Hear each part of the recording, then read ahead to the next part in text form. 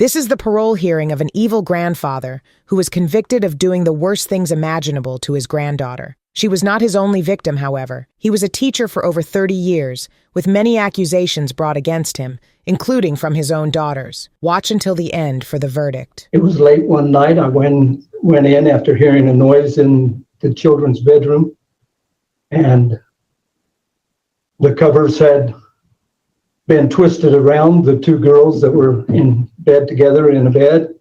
And then as I was preparing to put the covers back over them, I noticed that her nightshirt had come up above her waist. And I had the thought, go ahead, touch her. No one will ever know. Basically, I thought I could get away with it. And I reached down and touched her and rubbed her a little bit.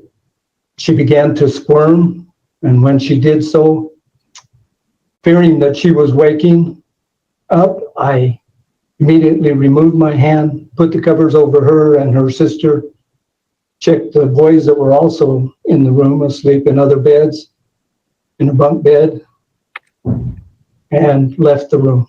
He did horrible things to this young girl because he thought he could get away with it. This is the moment the victim was given the chance to speak. My grandfather, Melvin Hansen, molested me when I was 9 and living with him.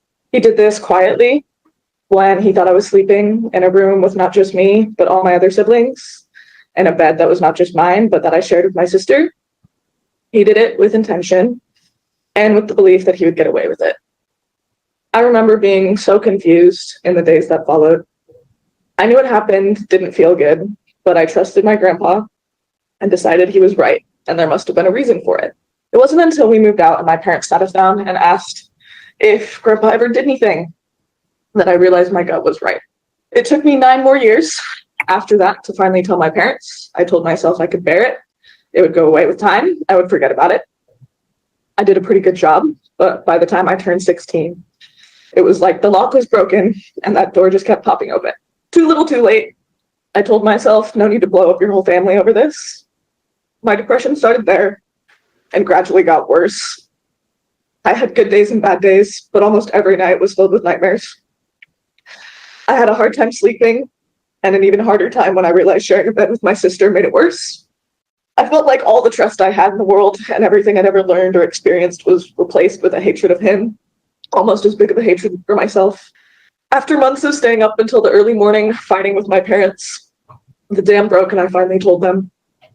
I thought after that everything would get easier. I was wrong. I'll never forget my forensic interview. I still sometimes think it would have been better if I never said anything, because I would have left all the worst parts forgotten in the back of my brain. But Melvin doesn't get to have that memory alone anymore. It's mine now too. I remember going through the initial trial in phases. The first was the worst, reliving that night. First in my interview, then again and again in therapy, and writing it down for evidence. I remember wondering if anyone other than my parents would believe me. I remember how long it took, the limbo waiting for the system to finally do something. I remember how once they did, the nightmare shifted from being about the night to the trial and the verdict being not guilty. Then, of course, there was the trial. I hadn't seen Melvin in over a year at that point, and I was so angry listening to his first statement. He either didn't understand or care about what he did, and I won't do it simply wasn't good enough for me. Luckily, it wasn't good enough for the judge either. I know it wasn't his first, and I doubt it was his last. I know some of my family thinks I'm lying. I know Melvin doesn't think he's a predator. But more than anything, I know that I'm still not okay. I'm not over it, and I don't know how long that's going to take. I don't think Melvin being released serves anyone but himself. It won't help his wife, who still blindly defends him. It won't help his daughters, who he's hurt over and over again.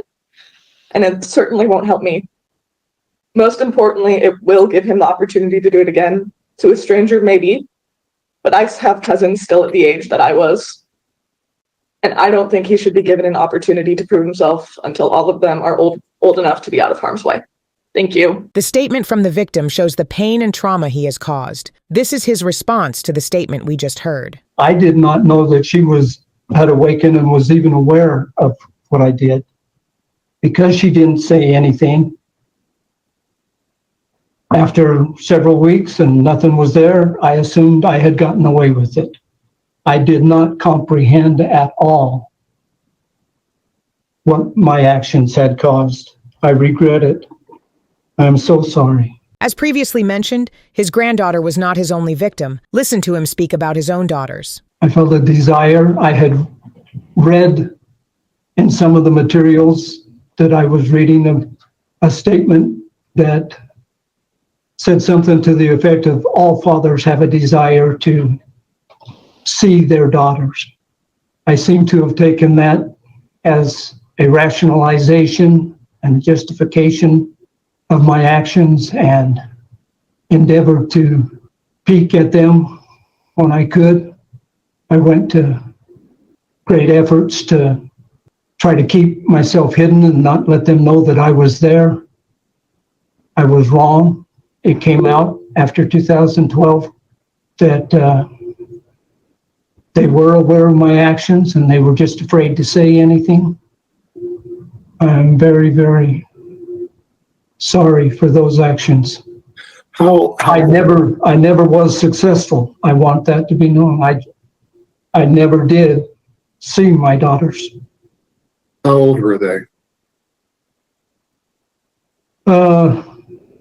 I never made any attempts till I thought they were beginning to develop. So they're from 14 to 17 or 18 when they left for high school.